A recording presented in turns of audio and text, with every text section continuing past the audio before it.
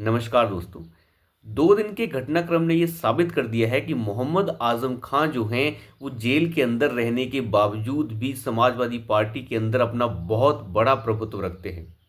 वो भले जेल के अंदर हों, 100 से ज़्यादा मुकदमे उनके ऊपर चल रहे हों, कई मामलों में वो सज़ा याफ्ता अपराधी हों, लेकिन फिर भी मुसलमानों के बीच में और साथ ही साथ समाजवादी पार्टी के बीच में उनका बहुत बड़ा प्रभुत्व है। अखिलेश यादव ने ये बता दिया अपनी हरकतों से कि उनकी पार्टी तो चुनाव हार रही है और वो नहीं चाहते कि वो चुनाव लड़कर वो भी चुनाव हार जाएं। वो खुद का चुनाव नहीं हारना चाहते, भले ही पार्टी चुनाव हार जाए। ये बात बिल्कुल साफ हो चुकी है। मैं आपको बता दूं, रामपुर की सीट से मोहम्मद आजम खान ये बार बार कह रहे थे कि अगर अखिलेश यादव वहां से चुनाव लड़ेंगे तो ठीक है, अगर वो वहां से चुनाव नहीं लड़ेंगे तो वो चुनाव का बहिष्कार करेंगे। और इस बात से अखिलेश यादव इतना घबरा गए कि वो मोहम्मद आजम खान से सीतापुर की जेल में मिलने चले गए। अंदाज़ा लगा के देखिए कि किस तरीके की राजनीति जो है समाजवादी पार्टी के अंदर चल रही है, जहां पर मोहम्मद आजम खान का प्रभुत्व अभी भी समाजवादी पार्टी में अखिलेश यादव से ज़्यादा है। वो सीतापुर जेल में उनसे मिलने गए और उन्हें मनाने की कोशिश की, लेकिन वो नहीं माने और अंततः वहाँ पर जो है रामपुर की सीट से मोहम्मद आजम खां के कैंडिडेट को उतार दिया गया। अब यहीं से अंदाज़ा लग जाता है कि किस तरीके से अखिलेश यादव कितने घबराए हुए हैं। उन्हें इतना डर है कि कैसे मोहम्मद आजम खां को वो नाराज़ कर दें और जिसकी वजह से पूरा मुसलमान वोट जो है शिफ्ट हो जाएगा। और साथ ही साथ मुरादाबाद सीट से एसटी हसन का टिकट कटवा दिया है आजम खान ने। एसटी हसन जो 2 बार के 3 बार के सांसद हैं, लेकिन फिर भी उनका टिकट जो है मुरादाबाद सीट से काट दिया गया और मुरादाबाद सीट से एक दिल्ली से उठाकर एक अठमुल्ले को वहां पर जो है कैंडिडेट बना दिया गया। अब यहीं से अंदाज़ा लगा के देखिए कि किस तरीके से 2-3 बार के सांसद एसटी हसन का टिकट काट दिया गया और वहां से मोहम्मद आजम खां की जैसे उन्होंने कहा उसी तरीके से वहां पर नया कैंडिडेट लगा दिया गया।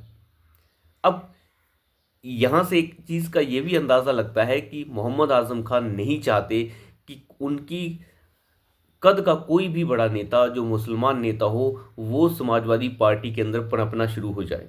और समाजवादी पार्टी के अंदर अगर इतना बड़ा नेता पनप जाता है तो उनका जो प्रभुत्व है वो कम हो सकता है। यानी वो जेल के अंदर बैठकर भी अपना प्रभुत्व बनाकर रख रहे हैं और समाजवादी पार्टी वैसा ही कर रही है जैसा जो है मोहम्मद आजम खान बोल रहे हैं। लेकिन सबसे बड़ी चीज़ यहाँ पर यह है कि अखिलेश यादव इतनी बड़ी पार्टी के नेता होने के बावजूद भी झुक रहे हैं। क्यों ऐसा झुकना उनका क्यों है, इसका अंदाज़ा लगाना जो है बिल्कुल साफ है। वो अंदाज़ा ये है कि उन्हें मुसलमान वोट की इतनी ज़्यादा फिक्र है कि वो घबराए हुए हैं। इसीलिए उन्होंने कांग्रेस पार्टी के साथ भी गठबंधन कर लिया, 17 सीट कांग्रेस पार्टी को दे दी, जिसकी औकात 1 सीट की भी नहीं थी।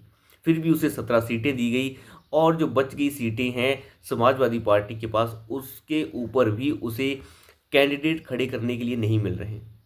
और यही सबसे बड़ी चीज़ है कि जब आपको एहसास हो जाता है कि आपकी पार्टी हार रही है और वो नहीं चाहते कि वो अगर खड़े हो जाएं वहाँ से तो वो भी हार जाएं।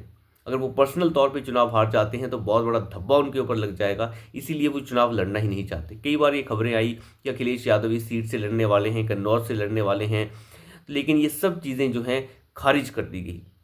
तो यहीं से आप अंदाज़ा लगा के देख सकते हैं कि अखिलेश यादव कितने घबराए हुए हैं। उन्हें पता है कि पार्टी हार रही है और आजम खान जैसे सज़ा याफ्ता अपराधियों के बोलने पर वो अपने सिटिंग सांसदों के टिकट काटने के ऊपर मजबूर हो रहे हैं।